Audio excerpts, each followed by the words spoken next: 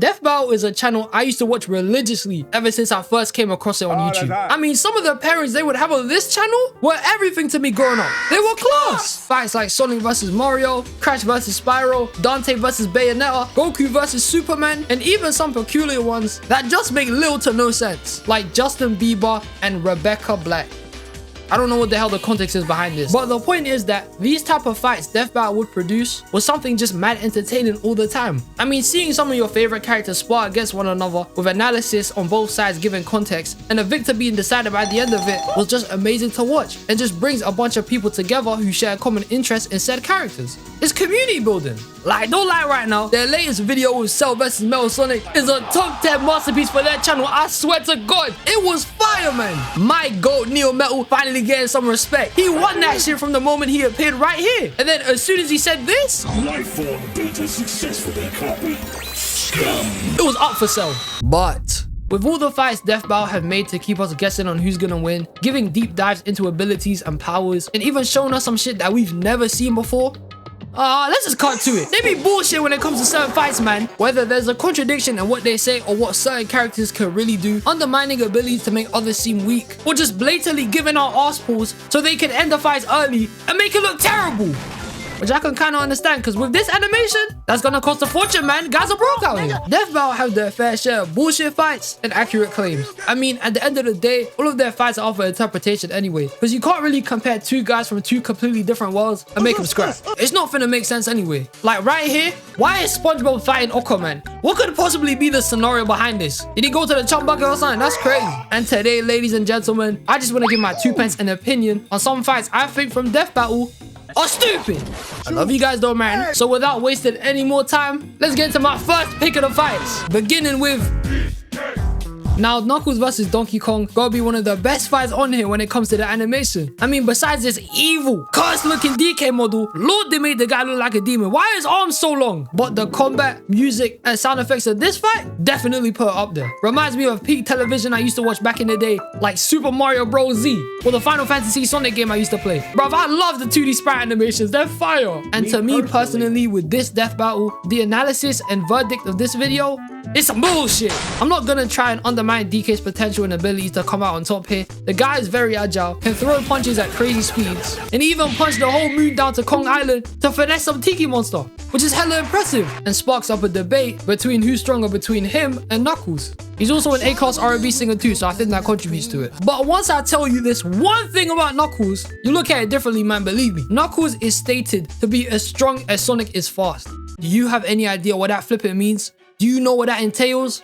It means he's Bolo, fam! Sonic is a top 10 speedster in fiction, and I'm not even counting Archie Sonic, who absolutely dog walks like 9% of the Mario world. His video game version alone is fast enough to be a part of this. He could time travel with his speed in Sonic CD, blitz through land in less than 2.5 seconds, and cleared an entire battalion of robots by just running through them. He's sending guys flying with the way he runs. So with Sonic already being presented as a fast guy, if Knuckles is comparable in the strength department, how is he not stronger than Donkey Kong? I've only seen Donkey Kong have one feat before Bonanza, and that was just when he punched the moon. Meanwhile, when Knuckles was a kid, he knocked Sonic out of his super form. He punched the guy out of his own Super Saiyan form. And I've seen other people bring this up and debate the point, saying at this moment in his career, Sonic was still getting used to being in his super form and using the Chaos Emeralds. He was still a rookie when it came down to using them. Hence why Knuckles was easily able to knock him out of it by just jumping. But that shouldn't take away from the fact that he knocked out what is literally shown to be invincible. You can't damage Sonic characters when they're in their super form. They're invulnerable. He's invincible. But Knuckles did it anyway, and he was a lot younger back then doing that shit. That feat alone, whether you want to count it or not, is enough for us to say Knuckles got it like that. He's tough. I guess you could say he's rougher than the rest of them. I'm so funny, man. And there's still so much to bring up. Donkey Kong is primarily a powerhouse, the muscle, the tank. He may be agile, but he's really not going to be as agile comparable to other Mario characters, like the plumber himself, who can jump like crazy. But Knuckles, for his small size, can beat the shit out of you, sending you flying like your Team Rocket. Ignite his giant punching glove hands on fire, and he's fast enough to definitely run circles around DK and beat him up with speed alone. The man keeps up with Sonic on a daily basis. He's got to get points for that. They even show you a little bit of how fast Knuckles is by him dodging all these coconuts right here as if he was in the Matrix which is proving that he's got a good reaction time. And when he was digging around DK, punching him like Spider-Man did to Thanos in Infinity War, Donkey Kong is too slow to react to it. They're showing you the man's capabilities. It would have been over if they counted speed as a deciding factor as much as power was the main deciding factor. Power here was primarily the main factor of who was going to win the fight. It's clear enough to see that. Look how aggressive the bangs these men are throwing at each other are. Going crazy here. Yet at the same time, speed should have contributed a lot more here too. Even in their analysis, they brought up Jungle Beat, in where DK was punching at supersonic speeds too. But they didn't want to apply that as much here as they stated in their breakdown. And you can't have Knuckles weave it like he's doing the Dempsey roll and then proceed to let him get slammed like he did nothing. Like, I genuinely can't tell you how disrespected I felt when I saw Knuckles go out like this. You mean to tell me DK just swatted him like he was a fly? Like he was nothing. Knuckles didn't even do nothing here. He just accepted his fate and got boomed. But he could literally glide out of this predicament. How does this even make sense? The coconuts hold this guy, man. Where did the last one come from? That's some bullshit. Looking back at this fight though, I just think they undermined Knuckles' abilities and just solely went off who's presumably stronger. And they kind of ran with the whole punching the moon thing from Donkey Kong Country as their main strength point. They even decided to compare that to a time in Sonic X where Knuckles punched the moon and only a small part of it exploded. They must have been on some biased shit thinking just because DK punched the whole moon that he's definitely stronger than Knuckles. Like, no man, what type of crap is this? Something I've seen other people also do for this case is bring up Super Knuckles. And even though, yes, I agree that Super Knuckles would absolutely kill DK and take his life, in the fight, they were only in their base forms, so it doesn't even matter. I mean, what forms did DK have when they made the video anyway? Strong Kong. Get that shit out of here, man. I do think though, if they decided to revisit this fight, it would be a lot more interesting. With the recent release of DK Bonanza, which shows off DK's new animal forms, like turning into a big ass gorilla who's kind of caked up and can send shockwaves or punches out, a zebra who can run over water and can run headfirst into things. Like, bitch, DK has a snake form that can stop time. He's using chaos control. So to see a fight between DK's new forms and Super Knuckles or even Hyper Knuckles, that would be mad entertaining. But for what it's worth, I just think the fight wasn't scaled as accurate as it could have been. With Knuckles being one of Sonic's former rivals, going toe to toe against him should have been enough for them to at least think about that. Donkey Kong is strong, but I don't think he's stronger than Knuckles. Okay, Sonic characters are basically just animal versions of Dragon Ball Z characters. You really saying a big gorilla could beat the echidna version of Piccolo? Okay, that's a bad comparison. But my point is, Banana Slammer! Before this fight even came out, I thought this was about to be one of the best matches I've ever seen. I mean, Ben 10 and Green Lantern, they have potential. Ben with his giant library of different aliens that were always just hyped to see, like Heat Blast, Accelerate, Diamond Head, and the MVP Alien X, and then Hal Jordan's Green Lantern, one of the coldest characters in the Justice League. A man who can imagine and make anything from nothing with the power of his Green Lantern ring fueled by willpower. These two would have had a generational fight. It could have been amazing. Then come to its release, and the scrap between these two, it was just mid, man. When it came down to these two going toe to toe against one another, it's like they purposely made these two look so weak fighting each other. With Ben, don't get it twisted, I liked how they kept his cocky behavior and him chatting a bunch of shit to Hal. They caused personality right. But when it came to his use of the Omnitrix and breaking into his most overpowered form, Alien X, the guy didn't do shit, man. How is it that with Alien X jumping this guy in his force field, it took Green Lantern charging his ring with the lantern to just be able to shockwave all of the Alien X's out of there? They're not shadow clones. They shouldn't be disappearing like that. It doesn't make sense. They're their own versions of the same alien. It's like making two of yourself. That's how it is. And throughout the entire segment, Alien X was whooping him, thumping the guy. In fact, the whole fight was pretty much just Ben giving Hal the business the whole time. He was running the fade with the guy, while Green Lantern was out here just trying to defend all his moves. This guy's a bitch. Green Lantern throughout the fight just looked weak. Even Death Battle didn't want to help him beat those allegations. This man is always getting a humiliation ritual everywhere. But somehow, due to bullshit, they want to give him the win. And how, you may ask? How did Hal, even though he was getting flung around like Shadow did to Knuckles in Sonic 3, how did he beat Alien X? Simple. He gets the biggest arse pull and cuts Ben's arm off with green scissors.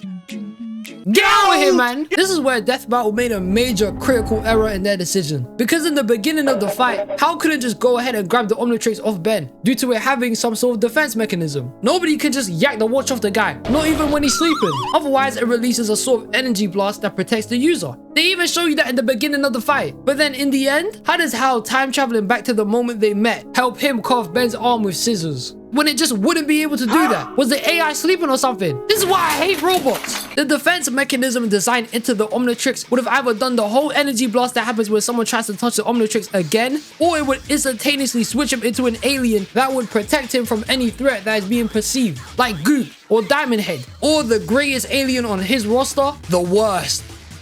Yes, it's actually called that. In Death Battle's own words, they even brought up the fact that to survive the Big Bang, the watch turned Ben into feedback so he could absorb the energy. And now when it comes to the fight, you want to go back on your word and change your minds later on. What the hell are we doing here? You can't just introduce one thing and then go back on it later. That's not how it works. In Green Lantern's case, he only won because of a cheap shot anyway. He was getting finessed by Alien X the entire time, then went back in time and cut Ben's arm off, with also stopping him to death.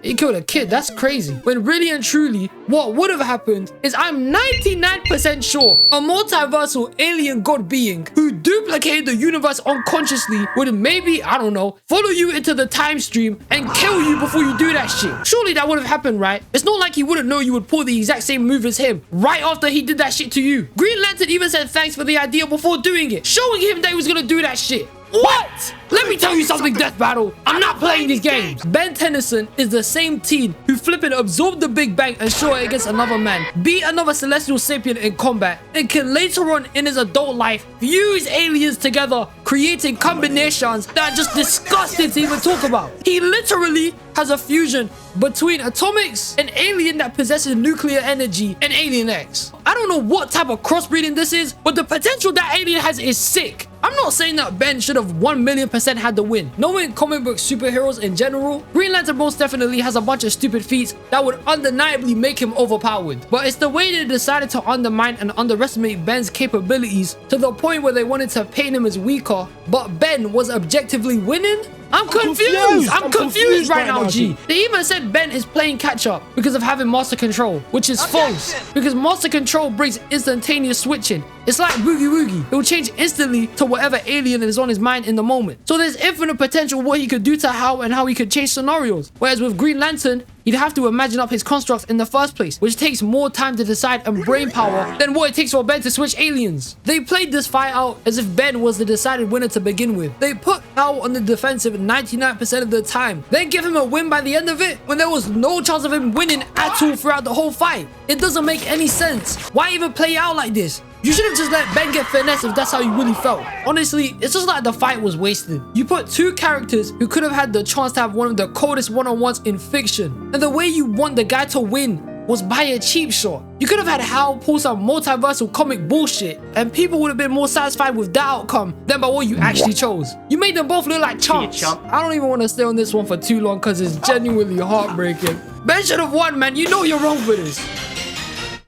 I swear to God, you man can just tell me the truth, you know. You're sponsored by the Freezer Force, aren't you? Because this fight was just rigged, man. I know Freezer wrote this script as well. You can come out now. I see you, man. I see you in the back. Now, at the time of when I decided to go and watch the fight on YouTube, I'll be completely 110% honest there.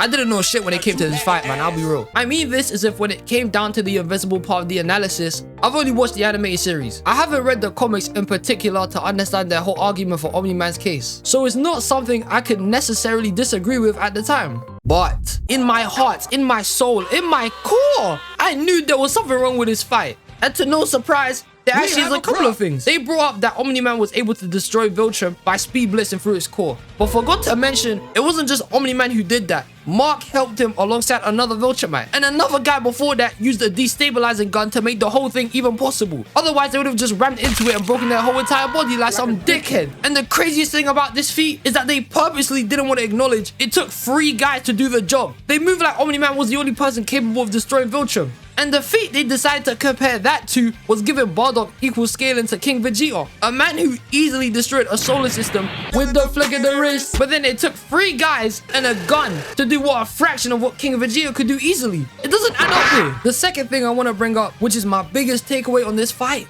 is Super Saiyan Bardock. How did Super Saiyan Bardock lose? Do these guys understand the power levels of Dragon Ball Z characters? If Roshi, with a power level of near 100, can destroy the moon, Piccolo easily doing the same with a power level barely over 1,000, and you mean to tell me Bardock in his base has a power level of 10k, and Super Saiyan raises those stats 50 times higher, meaning his power level here was at least 500k. How is he not clearing the man in the end? I can understand how Bardock is an inexperienced Super Saiyan, which means his power is definitely draining quicker than it should be, but that shouldn't take away from the boost he would get, giving him the significant advantage. Super Saiyan Bardock is at least planetary with power on par to first form Frieza, who destroyed the whole of planet Vegeta with a supernova. And like I stated before, Omni-Man was barely able to destroy a planet by himself. That's weak! If we're comparing Viltrumites to Saiyans in general, guys, remember something. Saiyans will be sent to different planets as babies to take over and conquer, whereas Viltrumites will be expanding their empire by sending over old-ass, crusty-ass 1,000-year-old people to do the job for them. It's like it takes one kid Saiyan to do what a grown-ass Viltrumite could do. Do I believe that Viltrumite could take over a planet at a much younger age? Yeah, but they haven't proceeded to show that, so it doesn't count here. And something I noticed when watching Invincible is that Viltrumites get popped easy. Maybe the strength gap between them is so strong that their durability doesn't really apply as much anymore. But when Viltrumites literally fight one another, they pop out their entire guts. You can see their whole stomach spill out, splitting their heads in half like they're nothing, pummeling them like they were never that strong to begin with. And to compare, I've never seen a Saiyan take the same amount of damage. Never. Not even if their strength gap between them was insane. The most they would come out with might be that they're hella wounded, bleeding, or lost a limb. It's never their whole body getting disfigured and done out. So with this durability in mind, how can Omni-Man do so much more damage to Bardock than Bardock could do to him? Involving Ki in the conversation too, Saiyans naturally have a high destructive power. They finesse others and each other with just Ki blasts alone. Now you're saying Omni-Man can just deflect all of that like it was nothing, and even just throw away Super Saiyan Bardock's one-on blast attack like it wouldn't do any damage to him anyway.